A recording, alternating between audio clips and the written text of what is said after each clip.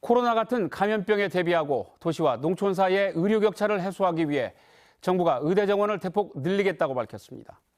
하지만 의대별로 정원을 늘리는 것보다는 국립공공의대의 정원과 기능을 확충하는 게 더 바람직하다는 지적이 나오고 있습니다. 하은호 기자입니다. 김제에서 유일하게 응급실을 운영했던 이 병원은 지난 4월 응급실 문을 닫았습니다. 경영난도 문제였지만 의료 인력을 구하기가 어려웠기 때문입니다. 불편은 결국 시민들의 몫이 됐습니다. 큰 도시까지 나가야 되는 불편이 많거든요.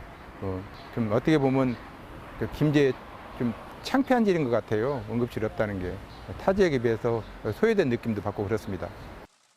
정부와 민주당이 해마다 400명씩 10년간 의대 정원을 4,000명 늘리기로 한 것도 이런 문제를 해결하기 위해서입니다.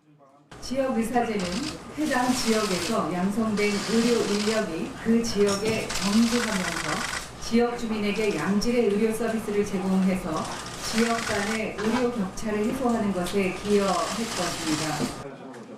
정부는 의사 수가 부족한 지역, 입학 정원이 50명 미만인 소규모 의대를 중심으로 정원을 추가 배정할 계획입니다. 전북은 인구 1,000명당 의사 수가 2명이고 의대 정원도 235명으로 적지 않은 편이어서 의대 정원 추가 배정에서 소외될 우려가 높습니다. 전북대병원 등 국립대 병원협회도 지역의사 선발을 위한 전형을 별도로 구분할 경우 부작용이 우려된다며 정원 확대에 앞서 인력 양성을 위한 지원 체계가 필요하다고 밝혔습니다. 학생 정원이 늘어나게 되면 아무래도 교육의 질 저하가 우려가 돼서 이런 부분이 충분히 보완되면서 제도가 시행되었으면 하는 바람을 갖고 있습니다. 전라북도는 국립공공의대를 확대하는 게 더 바람직하다는 입장입니다.